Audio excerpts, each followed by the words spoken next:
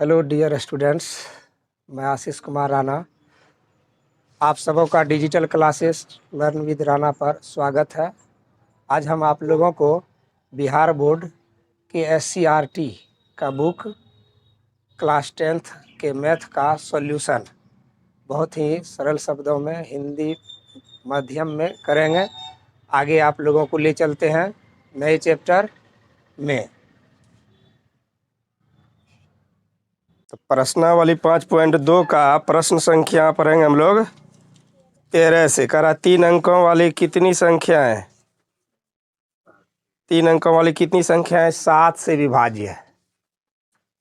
प्रश्न संख्या 13 है, 3 अंकों वाली कितनी संख्याएं 7 से विभाज्य है। 7 से विभाज्य है। 7 से विभाज्य। तो 3 अंकों वाली संख्या पता है कहाँ से स्टार्ट होती है? 3 अंकों वाली संख्याएं कहाँ से स्टार्ट होती है बताओ? 3 अंकों वाली संख्याएं शुरुआत होती है 100 से। 3 अंकों वाली संख्याएं शुरुआत कहाँ से होती है? 100 से। और समाप्त कहाँ हो जाती है? 100 से शुरुआत होती है 101, 102 और ये खत्म हो जाती है कहाँ पर? 999 पर। 3 अंकों वाली संख्या की शुरुआत 100 से होती है और समाप्त कहाँ हो जाती है? लेकिन 3 अंकों वाली संख्या में भी हमें क्या करना है? 7 से भाग लगने वाली संख्या। किससे भाग लगने वाली? 7 से। हम यह देखेंगे कि 7 से हमारी पहला संख्या कौन सा विभाज्य हो रहा है। इसे जांच करने के लिए हम क्या करेंगे? पहला पद ज्ञात करने के लिए 7 से हम शुरुआत का जो 100 अंक संख्या है इसमें भाग देते हैं। कितना बार में भाग लगा? 7 3 पर 0, 7 चौके 28। शेषफल क्या बचा? 2। अब ये बताओ, शेषफल 2 बचा और क्या इसमें ऐड करते जो 7 से भाग लग जाता है? 2 है ना, 7 से भाग देना है तो इसमें अगर 5 और बढ़ा देते तो 5 2 7 हो जाता है, तो फिर 7 से भाग लग जाता है। तो इसमें 5 बढ़ाना पड़ता है। किसमें 5 बढ़ाना पड़ता है? 100 में 5 बढ़ाना पड़ता है। 100 में 5 बढ़ाएंगे तो क्या हो जाएगा? 105 ना। अब 105 में 7 से भाग दे के देखो, पूरा पूरा कट जाता है। 7 का 7, 3 पर 5 35, 7 5 कट गया ना। तो ये जो 2 शेष हमें बताया कि 5 और मिला देते तो 7 से भाग लग जाता। तो इसका मतलब 3 अंकों वाली संख्याओं में 7 से विभाज्य संख्याएं कहाँ से शुरुआत हुआ? 7 से विभाज्य संख्याएं कहाँ से शुरुआत हुआ? 105 से। 100 से तो 3 अंकों की संख्या शुरुआत होती है, लेकिन 7 से भाग लगने वाली संख्याएं शुरुआत होता है 105 से। देखे ना, 105 प्राप्त हुआ ना। फिर अगली संख्या क्या होगा? 105 में 7 बढ़ा देंगे 112 ना। फिर अगली संख्या 7 से भाग लगने वाली, इसमें 7 बढ़ा देंगे तो क्या हो जाएगा? 119। इसी तरह से 7 बढ़ते चला जाएगा और विभाज्य होते चला जाएगा। ये तो हमें शुरुआत की संख्या पता चल गया। अब अंतिम की संख्या देखो। अंतिम की संख्या इसमें कितना है? 3 अंकों की 999। अब ये 3 अंकों की संख्या है, जरूरी नहीं कि 7 से विभाज्य हो जाएगा। तो 7 से विभाजित होने वाली संख्या कहाँ तक होगी? तो हम फिर 999 में कितना से भाग दे देंगे? 7 से भाग दे के देखते हैं। तो 2 हो गया, फिर 9, 7 चौके 28, 1 फिर 9, 7 दूना 14। शेषफल क्या बचा? इसका मतलब इसमें 5 बढ़ाना नहीं है या 2 भी नहीं बढ़ाना। 2 अगर बढ़ा देते हैं, आप कहोगे कि सर अगर 2 इसमें दे देते तो 7 से भाग लग जाता। लेकिन अगर 2 बढ़ा देते हैं तो 999 में 2 बढ़ाने के बाद हो जाता 1001, जो 4 अंकों की संख्या हो जाएगी। हमारा प्रश्न केवल 3 अंकों में ही पूछ रहा है, तो इसका मतलब यही 5 इसमें कम कर देते हैं। 3 अंक तक ही ना रखना है। अगर 2 ऐड करते हैं तो फिर हमारा 3 अंकों की संख्या के बदले 4 अंकों की संख्या हो जाएगा, जो प्रश्न के तथ्य के अनुसार गलत साबित हो जाएगा। तो हम क्या करेंगे? ये 5 ज़्यादा है, ये 5 ज़्यादा है, तो इस 5 को इसमें क्या करेंगे? घटा देंगे। तो 999 में 5 कम हो जाएगा, क्या होगा? 994। तो 994 अंतिम संख्या होगी जो 7 से विभाज्य होगी। तो इस तरह से हमारा ये AP बन गया। क्या बन गया? ये AP। इस AP को अच्छी तरह से समझ रहे हो, कोई दिक्कत नहीं है। अब यह AP जब प्राप्त हो गया तो हम इसमें प्रथम पद जान रहे हैं कौन सा हो गया। अब ये AP है इसलिए प्रथम पद क्या हो गया 105।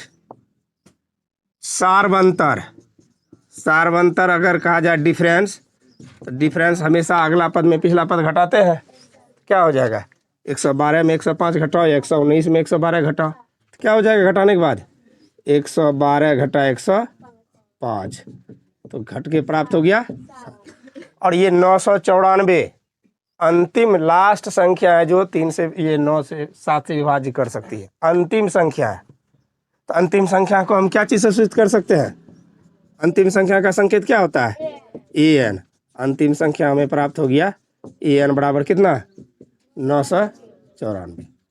अब प्रश्न से कह रहा है कि कितनी संख्याएं ऐसी है, नंबर कितना है भाग लगने वाले 7 से विभाज्य होने वाली संख्याओं की। तो इसे ज्ञात करने के लिए हमारे पास एक ही सूत्र है, चूंकि an बराबर फॉर्मूला होता है क्या a + n - 1 × d। अब इसी पर हम लोग जवाब निकाल लेंगे। an का मान क्या रखेंगे, an क्या निकाल के रखे हैं 994 इक्वल a का मान क्या है, a का मान 105 प्लस n की जानकारी नहीं है, चूंकि यही ना ज्ञात करना है नंबर कितनी संख्या है, तो n वही रख लेते हैं, n के बदले में कोई मान नहीं रखना। अभी d के बदले में कौन सा मान ला है 7 रखे।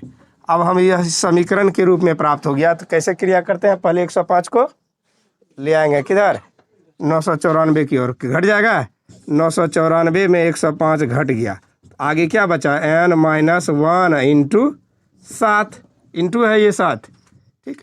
994 में 105 घटा के बताओ क्या होता है, 105 घटाओ 14 में से 5 गया 9 8 और ये हो गया 9 में से गया 889 बराबर हो गया n - 1 × 7।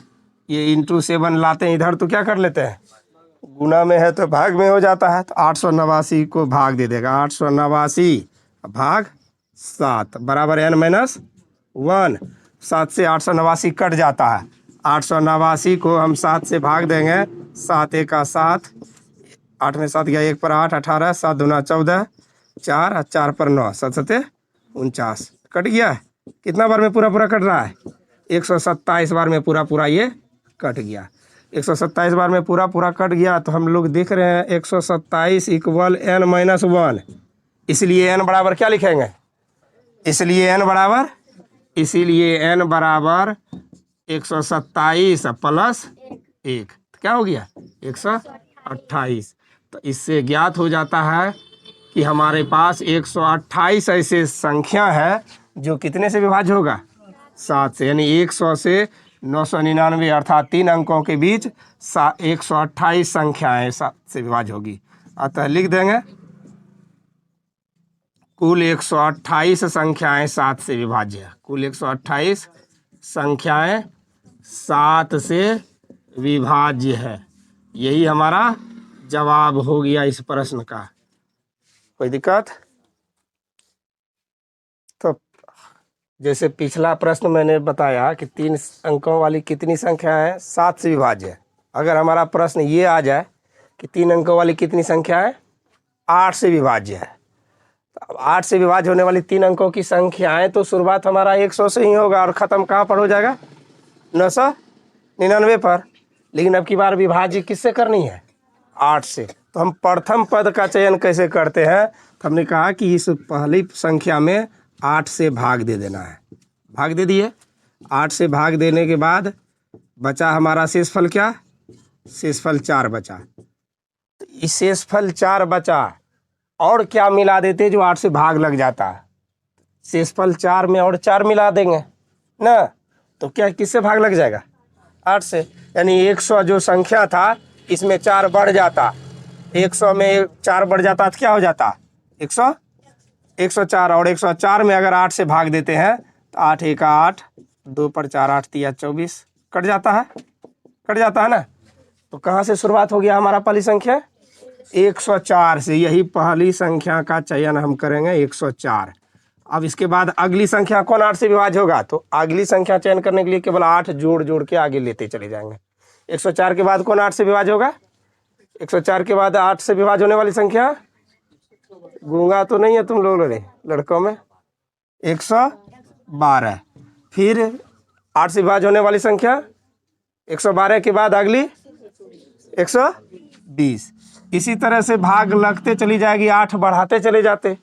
लेकिन अंतिम संख्या तो हमारा 999 है। क्या इसमें 8 से भाग लग रहा है, इसको देख लेते हैं। 999 में 8 से भाग देते हैं, 8 एक 8, 1 पर 9, 8 दूना 16, 3 3 पर 9, 8 चौके 32, 7, 8 से कट गया 1, 1 पर 9, 8 दूना 16, 3 3 पर 9, 8 चौके 32, 7 शेष रह रहा है।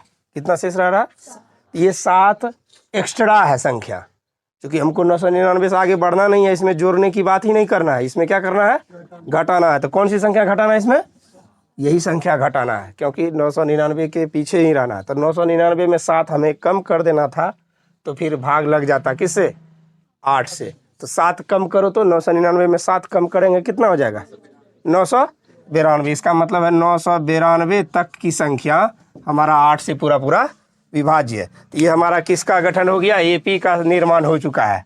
एपी बन गया ना, ये एपी बन गया। तो एपी बनने के बाद हमें प्रथम पद ज्ञात हो गया, यही हमारा हो गया एपी। इसलिए अब प्रथम पद हम क्या ज्ञात करेंगे, इसमें प्रथम पद 104। सार्वंतर क्या लिखेंगे इसका, प्रथम पद 104 हो गया। सार्वंतर कितना, सार्वंतर हो गया। अगले पद में पिछला पद घटाते हैं, 112 घटा 104 बराबर 8। यह विभाज्य देने वाली संख्या में सार्वंतर हमेशा याद रखना, जिस संख्या से विभाज्य देते हैं वही संख्या हमारा सार्वंतर हो जाता है। अंतिम पद हमें अभी प्राप्त हुआ, अंतिम पद कौन सा संख्या प्राप्त हुआ, अंतिम पद 992। बस अब तो आसान है ज्ञात करना, चूंकि ए एन बराबर a plus N minus 1 into d. A n के बदले में 992 बराबर ए के बदले में 104 plus N minus 1 into D के बदले में 8। पहले किसे इस पार ले आएंगे, क्रिया किसकी करेंगे, 992 घटा 104 बराबर एन माइनस 1 इंटू डी।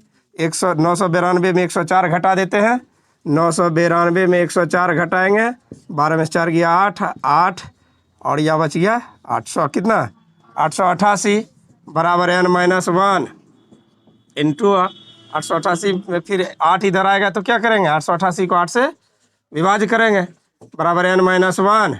888 8 से विभाज्य होगा, कितना बार में कटेगा, 111 बार में।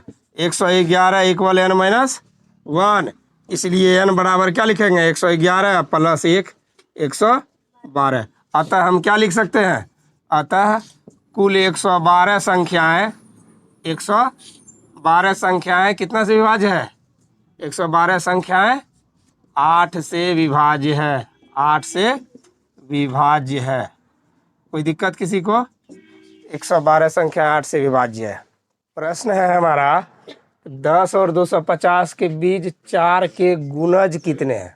गुणज वही संख्या जो 4 के पहाड़े में मिलता है, 4 8 12 16 20, ये सब 4 के क्या हो गए, गुणज हो गए। तो गुणज 10 के नीचे तो 4 और 8 रह गया, तो शुरुआत कहाँ से हुआ, 4 के गुणज अगर इसमें ढूंढेंगे तो 4 के गुणज हमारा होता है 4 8 12 16 20, ये होता है ना। लेकिन 10 और 250 के बीच, 10 और 250 के बीच हमको निकालना है। 10 और 250 के बीच क्या 4 आएगा, 10 और 250 के बीच 4 आएगा, 8 आएगा, 8 आएगा, कौन सी संख्या आएगा, 12 से आएगा, यानी 12 आएगा, फिर 16 आएगा, फिर 20 आएगा। इसी तरह से बढ़ता चला जाएगा, लेकिन अंतिम संख्या 250 आएगा। इसे जांच करने के लिए फिर हम 250 में क्या करेंगे, 4 से भाग देंगे। 250 में 4 से भाग दे देते हैं। भाग देने के बाद 4 छके 24, 1 पर 0, 4 दूना 8, शेषफल 2 बचा। क्या करेंगे, ये 2 को हम क्या करें, 250 में बढ़ा दे या घटा दे? घटा देना पड़ेगा, क्योंकि 250 के पीछे ही रहना, हमें आगे जाना, तो 250 में 2 कम करना पड़ेगा। तो कौन सी अंतिम संख्या प्राप्त होगी? 250 में 2 कम कर देंगे तो 248, यानी 248 तक की संख्या हमें 4 से पूरा पूरा विभाज्य मिलेगा, अर्थात 4 का गुणज मिलेगा। अब हमारा एपी प्राप्त हो गया ना। अब एपी प्राप्त हो गया तो उसी तरह प्रथम पद इस एपी का क्या हो गया, ये एपी जो है, ये एपी में है, प्रथम पद क्या हो गया इसका? अब प्रथम पद बराबर प्रथम पद 12, सार्वंतर क्या लिखेंगे इसका भी? सार्वंतर डिफरेंस जितना का बढ़ा है तो यही 4 का गुणज है तो 4 हो जाएगा, 6 का गुणज रहता है 6 हो जाता, 8 का गुणज रहेगा 8 हो जाएगा, सार्वंतर 4 हो गया। फिर अंतिम पद कहाँ तक की संख्या विभाज्य हुआ था? 248 तक। अब हमें क्या करना है, ए एन वाले फार्मूला पे जवाब लिखना, a plus N minus 1 into d. A n का स्थान क्या ले लेगा? 248 बराबर a plus N minus 1 into d. A के बदले में मान 12, फिर प्लस एन जानकारी नहीं ना है, क्योंकि एन ही तो पूछ रहा है कि कितने संख्या है, तो एन जानकारी नहीं है। डिफरेंस जानकारी है, कितना? 4 है, तो 4 लिख दिए। पहले किसकी क्रिया करेंगे? पहले 12 आके 248 में घट जाएगा, तो बचा एन माइनस 1 इंटू 4। 248 में 12 घटाएंगे, क्या प्राप्त होगा? 248 में 12 घटाएंगे 236, तो बचा इधर एन माइनस 1 इंटू 4। 236 में फिर क्या करेंगे, 4 इंटू से इधर आएगा तो भाग हो जाएगा, भाग दे देंगे, बराबर हुआ एन माइनस 1। 4 से भाग दे देते हैं 236 में, 236 में 4 से भाग दे देते हैं, 4 पंचे 20, 3 पर 6, 4 नमा 36। कितना बार में कट गया? 59 बार में। 59 बार में कटा दिए, तो हमारा मान 59 इक्वल एन माइनस 1। इसीलिए एन बराबर क्या लिखेंगे? इसीलिए एन बराबर ये 1 59 की ओर आएगा तो क्या हो जाएगा? प्लस में हो जाएगा 59 प्लस 1, क्या हो गया? 60। अतः हम लिख देंगे कि 10 और 250 के बीच 4 से विभाग लगने वाली संख्याएं कितने हैं? 60 संख्याएं 4 से विभाज्य होने वाले, 60 संख्याएं 4 के गुणज हैं, 60 संख्याएं 4 के गुणज हैं, 60 संख्याएं 4 के गुणज हैं। यही जवाब हो गया। एन के किस मान के लिए दोनों समांतर श्रेणी 63, 65, 67 और 3, 10, 17 के एनवां पद आपस में बराबर होगा? तो ये 2 समांतर श्रेणी है, पहला समांतर श्रेणी यहाँ है, दूसरा समांतर श्रेणी यहाँ। हम देखो पहले समांतर श्रेणी, पहले एपी हमारा कौन सा हो गया? पहला एपी हो गया 63, 65, 67 ... यही ना। इसमें प्रथम पद क्या हो गया? प्रथम पद 63। डिफरेंस क्या हो गया? सार्वंतर क्या हो गया इसका? सार्वंतर निकालने का तरीका है, अगला पद में पिछला पद घटा दे। 65 में 63 घटा देंगे, 65 में 63 घटा दिए, क्या हो गया? 2। अब एनवां पद हम लोग जान रहे हैं, एनवां पद किसको कहते हैं? एन को। इसलिए एनवां पद बराबर एन बराबर फार्मूला क्या होता है? A plus N minus 1 into d. एनवां पद एक के बदले में कौन सा मान रखेंगे हम? 63 प्लस एन जानकारी ही नहीं है, प्रश्न कह रहा है एनवां पद के किस मान के लिए दोनों बराबर है, तो हम एनवें पद में एन की जानकारी नहीं है, एन ही रख दिए, -1। डी का मान क्या है? डी का मान 2 है। अब सॉल्व करो इसे, क्या हो जाएगा? 63 प्लस 2 से ब्रैकेट की क्रिया करेंगे ना, 2 से एन को गुना करेंगे 2n, फिर 2 एका 2, तो 63 में 2 क्या हो जाएगा? घटेगा, तो क्या बचा? 61 प्लस 2n। ये किसका मान निकल रहा है? an का। हम मान लिए समीकरण इसे 1, क्या मान लिए इसे? समीकरण 1। पुनः फिर से हमारा अभी एक एपी और है ना, ये पहला एपी से मैंने निकाला, पुनः हमारे पास और कौन सा एपी है? दूसरा एपी क्या है? 3, 10, 17 ... यही है। इसमें पहला पद क्या हो गया? प्रथम पद 3, प्रथम पद 3। सार्वंतर इसका क्या है? सार्वंतर 10 घटा 3, यानी अगले पद में पिछला पद घटा दिए तो हो गया 7। और इसका भी एनवां पद निकालना है हमें। एनवां पद, एनवां पद के लिए क्या फार्मूला निकालेंगे? a plus n minus 1 into D. ठीक इसी प्रकार मान रखेंगे जैसा कि हमने पहले AP से निकाला है। a का मान क्या रख लेंगे? a का मान, पहला पद है हमारा 3 प्लस n जानकारी नहीं है, क्योंकि nवां पद जानकारी ही नहीं है तो रख दिया n माइनस 1 इंटू डिफरेंस कितना है? 7। अब हम अगर इसका सॉल्व करेंगे तो 3 प्लस 7 को किससे गुणा करेंगे? n से, ब्रैकेट हटाएंगे ना तो 7 गुना n क्या हो गया? 7n। और फिर 7 का 7। अब यहाँ आगे लिखते हैं, ध्यान से देखो, ये an का वैल्यू हमारा क्या निकल गया है? an बराबर 3 में 7 घटा देंगे, घटेगा ना 3 में 7, क्या हो जाएगा? -4 प्लस 7n। ये हमारा हो गया समीकरण 2। समीकरण, प्रश्न में कह रहा है कि दोनों का एनवां पद आपस में क्या होगा? बराबर, यानी ये एनवां पद आपस में बराबर है। पहले का एनवां पद दूसरे के एनवां पद से क्या है? आपस में बराबर है। हम प्रश्न से लिखेंगे यहाँ, प्रश्नानुसार, प्रश्नानुसार दोनों AP का एनवां पद बराबर है। दोनों AP का एनवां पद क्या है? बराबर है। ऐसा हमारे प्रश्न में ही लिखा हुआ है। प्रश्न में क्या लिखा हुआ है कि दोनों AP का एनवां पद आपस में बराबर है। तो हम क्या, एनवां पद, पहले AP का एनवां पद हो गया क्या? 61 प्लस 2n, और दूसरे AP का एनवां पद है गया -4 प्लस 7n। दोनों का आपस में क्या कर दिए? बराबर। क्यों बराबर किए? क्योंकि हमारे प्रश्न में ही लिखा हुआ है बराबर है। अब ये हमारा समीकरण प्राप्त हो गया। समीकरण में चर एक साइड और अचर राशि एक साइड। तो क्या करें, ये 2n है ना, n वाले को उधर से उठा के ले आते इधर, तो 7n भी उधर से आएगा तो क्या हो जाएगा? -7n। फिर ये -4 है, अचर पद इधर 61 बचा हुआ है, इसको भी उस ओर ले जाएंगे तो क्या हो जाएगा? -61। अब बताओ, दोनों चर राशि एक जाति का है, मिल जाएगा ना, तो 2n में 7n घटा देंगे, -5n। और इधर क्या हो गया? -4 -61 -65। अब माइनस से माइनस कैंसिल, तो 5 से 13 बचे 65। n बराबर क्या निकला? 13। अब पता चल गया कि इसका भी 13वां पद और इसका भी 13वां पद आपस में बराबर होगा। हम लिख देंगे, अतः दोनों AP का 13वां पद, दोनों AP का 13वां पद आपस में बराबर होंगे। 13वां पद आपस में बराबर होंगे। 13वां पद आपस में बराबर होंगे। किसी को कोई दिक्कत? बराबर होंगे। ठीक है, प्रश्न में दिया हुआ है AP ज्ञात करना है। क्या ज्ञात करना है? यानी समांतर श्रेणी ज्ञात करना है। दिया हुआ हमारा तीसरा पद, देखो जो दिया है हम पहले उसे नोट कर लेते हैं। दिया है A3 = 16, ये नहीं दिया हुआ, तो A3 को हम लोग लिख सकते हैं A + 2D, A + 2D = 16।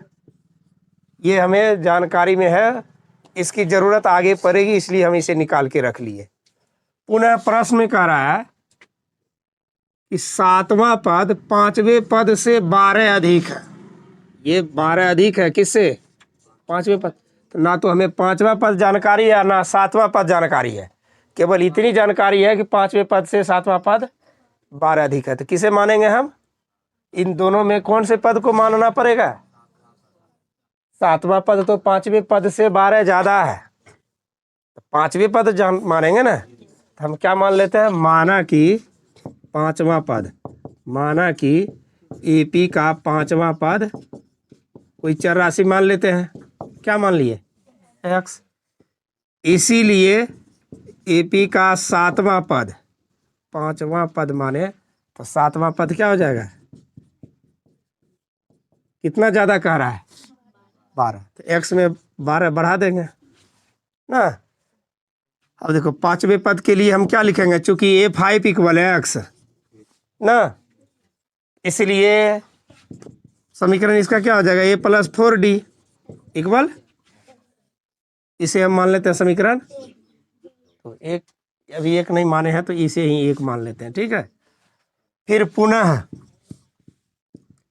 सातवां पद हमारे पास x प्लस 12 है, तो A7 इक्वल x प्लस 12 ना, सातवां पद के लिए A7 टर्म ही देते हैं, तो इसका क्या हो जाएगा सूत्र, a plus 6D equal x plus 12 समीकरण। अब ये समीकरण 1 और 2 का हम लोग हल करके a और d का मान निकाल सकते हैं, a का मान कम से कम समीकरण 1 तथा 2 से। दोनों समीकरण को आमने सामने रखेंगे। पहला समीकरण क्या है हमारा, a plus 4D, a plus 4D बराबर x, और दूसरा समीकरण हमारा क्या है, a प्लस 6D इक्वल, दोनों समीकरण को कैसे सॉल्व करेंगे, जोड़ने पर या घटाने पर, पद बराबर है इसलिए हम आपस में लिख देते हैं घटाने पर, चिन्ह बदलना पड़ता है, चिन्ह बदल देंगे, ये माइनस हो गया, माइनस, यहाँ भी माइनस, अब 12 के साथ भी प्लस है तो क्या हो जाएगा माइनस, ए से ए 4 में 6D घटाना है, क्या हो जाएगा 4 में 6D घटाएंगे तो minus 2D, minus 2D equal, x से x भी कट जाएगा, 12 क्या चीज में आ गया माइनस में, माइनस से माइनस फिर कैंसिल, और 2 छके d का मान क्या आ गया, d का मान आ गया 6, तो d बराबर 6। अब ये d बराबर 6 हम समीकरण 1 और 2 में रखेंगे तो a का मान नहीं निकलेगा, क्योंकि हमारा x के टर्म में है ना वैल्यू, नहीं निकलेगा, तो ये मान निकलेगा कहाँ, तो हमने जो ये मान पहले से रखा है निकाल के a प्लस 2D, इसमें रखेंगे किसका मान, d का मान 6, हम लिखेंगे चूंकि a प्लस 2D बराबर 16 प्रश्न में पहले से दिया हुआ था, हमारे पास जानकारी है ना पहले से, इसीलिए इसी में रख देते a प्लस 2 इंटू डी का मान क्या रखेंगे, d का मान 6 बराबर 16, तो 6 दूना 12, 16 की और चला जाएगा तो क्या हो जाएगा 16 घटा क्या हो गया a का मान 4, तो a बराबर 4 और d बराबर 6 प्राप्त हो गया ना। हमें प्रश्न में a और d का मान जानकारी हो गया, तो AP ज्ञात करना है, AP का मतलब श्रेणी ज्ञात करना है, तो श्रेणी शुरुआत कहाँ से करेंगे 4 से, AP 4 से शुरुआत करेंगे और बढ़ाते कितना जाएंगे, इसमें डिफरेंस कितना है 6 ना, तो 6 बढ़ाते जाओ, 4 से शुरुआत होगा और 6 का अंतराल लेते जाएंगे, तो 4 के बाद 6 बढ़ाएंगे क्या हो जाएगा, फिर 10 के बाद 6 बढ़ाएंगे, फिर 16 के बाद 6 बढ़ाएंगे, इसी तरह से ना AP बन जाएगा। तो प्रश्न में AP ही पूछ रहा है, तो हम AP बना के यही आंसर छोड़ दिए, कोई दिक्कत, नोट कर लो इसे। हमारा प्रश्न है AP 3, 8, 13 डॉट डॉट 253 में अंतिम पद से 20वां पद ज्ञात कीजिए। तो अंतिम पद से 20वां पद आगे की ओर ज्ञात नहीं करना है, प्रथम पद की ओर यानी पीछे की ओर ज्ञात करना है, पीछे, आप समझ रहा है, ये हिंट्स हमारे प्रश्न में नहीं दिया गया है, अगर आगे की ओर ज्ञात करोगे तो जवाब नहीं मिलेगा, तो पीछे की ओर प्रथम पद की ओर ज्ञात करना है।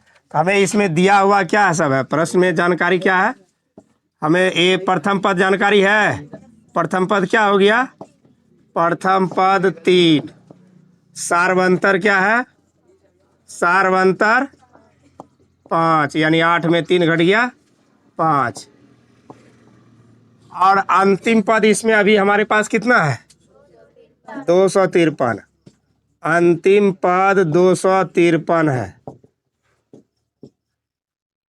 तो ये अंतिम पद कितने नंबर पे है यह जानकारी नहीं है, इसमें n ज्ञात करने के लिए हम फॉर्मूला an बराबर a plus n minus 1 into D पर मान रख लेते हैं।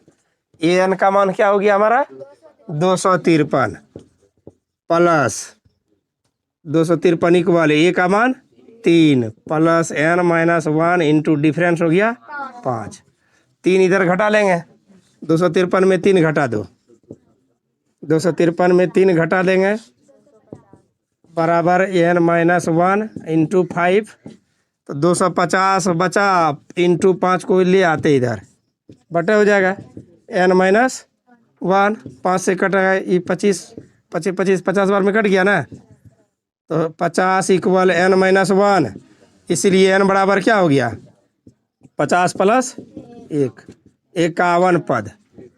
अब हमारे प्रश्न में यह ज्ञात हो गया कि अंतिम पद जो है 51वां पद है, ये 51वां पद है ना।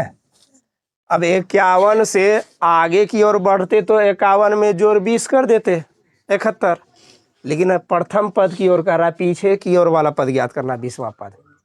तो यहाँ एक लॉजिक समझना है, देखो ध्यान से, कि जब हमारे आगे की ओर पद जाता है तो हम जोड़ देते हैं, लेकिन जब पीछे की ओर आने की बात हो जाए तो वहाँ तर्क एक देते हैं तुम्हें।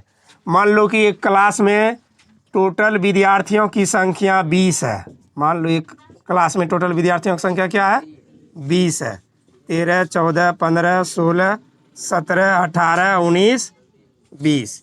एक क्लास में विद्यार्थियों की संख्या 20 है।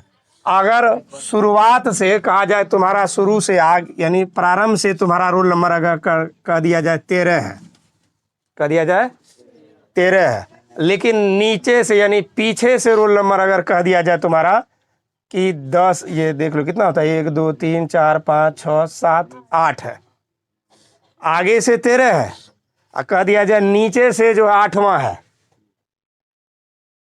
तो तुम क्या करोगे, पूछा जाएगा क्लास में कितना विद्यार्थी है, तो तुम सोचोगे कि हमारा शुरू से 13 है, अंतिम से 8 है, तो 13 में 8 जोड़ देते हैं, तो विद्यार्थी की संख्या हो जाएगा 21। क्या क्लास में वास्तविक में 21 विद्यार्थी है? कहाँ विद्यार्थी तो 20 है। अगर एक क्लास में 20 विद्यार्थी है, हमारा आगे से रोल नंबर 13 है, नीचे से यानी पीछे से अंतिम की ओर से 8 है, गिन रहे ना 1 2 3 4 5 6 7 8, तो विद्यार्थी की संख्या टोटल ज्ञात करने के लिए हमको 13 जोड़ 8 किए तो 1 बढ़ गया। ऐसी स्थिति में वास्तविक संख्या तो 20 ही है, 21 में एक क्या करना पड़ा, घटाना पड़ा, तो 20 विद्यार्थी वास्तव में आया। उसी प्रकार हमारा इसमें टोटल पद कितना है 51 है, 51 से हम लोग 20 वापस आएंगे, 51 से 20 वापस आएंगे, तो जब 51 से 20 वापस आएंगे तो क्या हो जाएगा, रिटर्न आएंगे, 51 में 20 वापस आएंगे तो 31, क्या हो जाएगा 31। लेकिन यहाँ हमारे प्रश्न में 31वां पद प्राप्त नहीं होगा, एक बढ़ जाएगा इसमें। क्यों बढ़ जाएगा, तो प्रश्नानुसार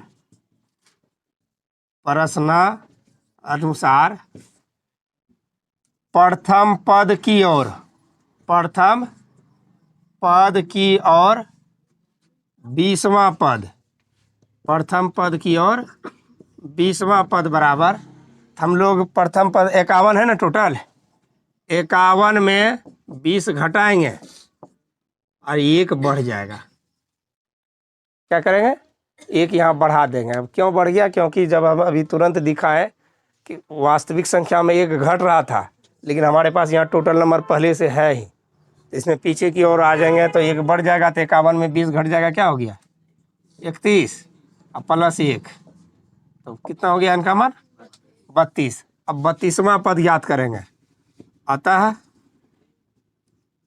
अतः एपी का 32वां पद, कौन सा पद 32वां पद, 32वां पद क्या हो जाएगा, ए 32 बराबर फॉर्मूला क्या होता है ए प्लस 31D, ए का मान क्या है,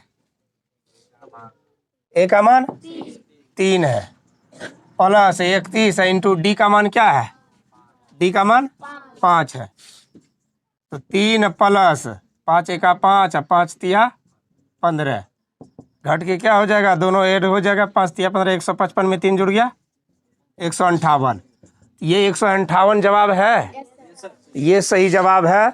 और पहले जो तुम लोग आगे बढ़ के बनाया होगा वो जवाब नहीं मिला होगा, क्या मिला था प्रश्न से, नहीं, ये सही जवाब है। डियर स्टूडेंट्स, यदि आपको हमारा ये सॉल्यूशन अच्छा लगा तो आप हमारे इस चैनल को ज़रूर सब्सक्राइब करें, और सब्सक्राइब करके बेल आइकन को दबाकर ऑल को क्लिक करें, ताकि मैं जो भी वीडियो अपलोड करूं वो आप लोगों को देखने के लिए मिले। धन्यवाद।